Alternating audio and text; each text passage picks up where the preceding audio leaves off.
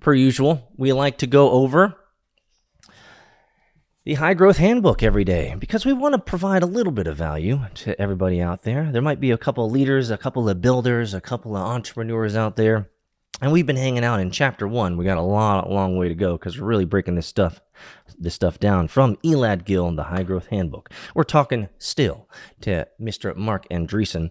And the topic from yesterday was about delegating and hiring the right managers and around trial and error. Today, two things that I want to talk about and unpack is Mark Andreessen says, get a formal mentor. If you're a first-time manager, make sure you get a formal mentor. And number 2, if you're a first-time manager, get an executive coach. Well, I'll tell you my first gut reaction to these two things. Number 1, it's hard to find a mentor. I would know. I'm in my 40s and I've had 2 mentors over the 40 plus years of life that I've had, and one sought me out and the other one I sought out.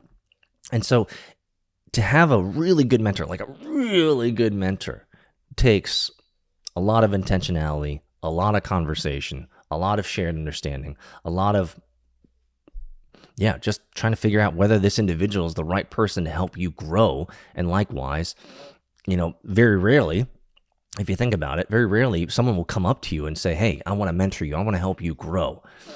But that only happens, and this is my first mentor who sought me out for years, is this individual saw me growing, crushing it, continuing to build, growing, crushing it.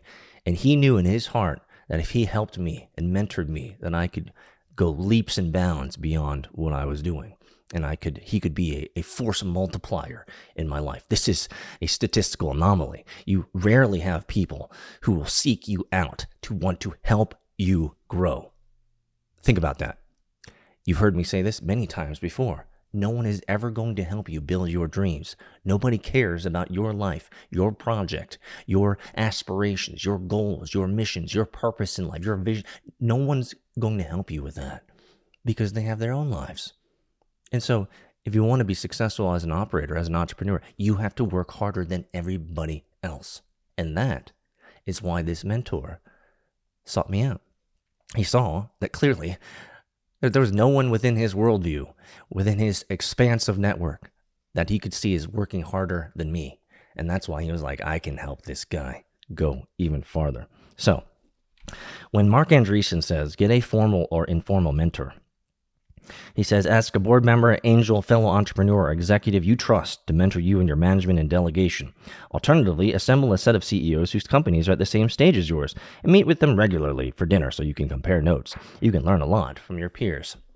Now, I will never lie about my perspectives and my opinions about things. And I'll tell you right now, guys, this right here is some hoity-toity nonsense. It's easy to have a mentor when you have all these rich billionaires running around that have invested in you.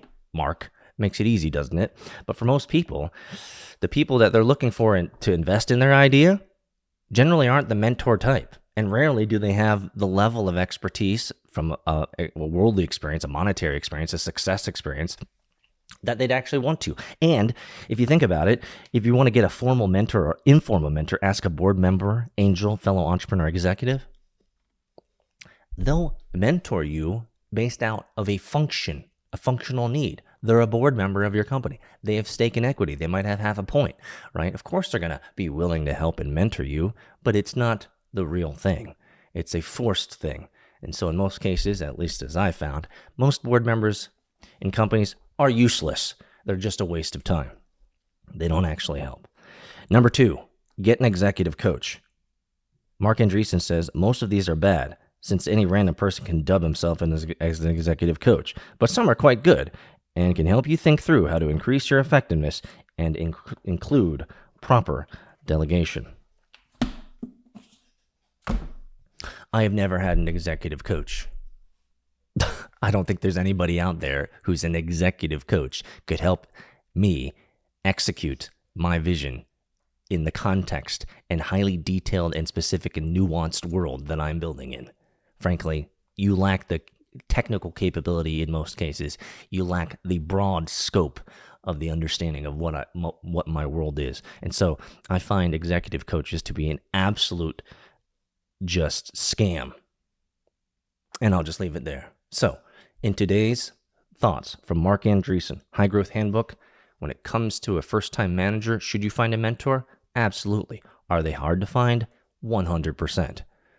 Is this good advice? Probably. But reality, you really need to just keep building. If you're an entrepreneur and a first-time manager, should you get an executive coach? No. They're a waste of money. You let me know your opinions. Hammer down, my friends.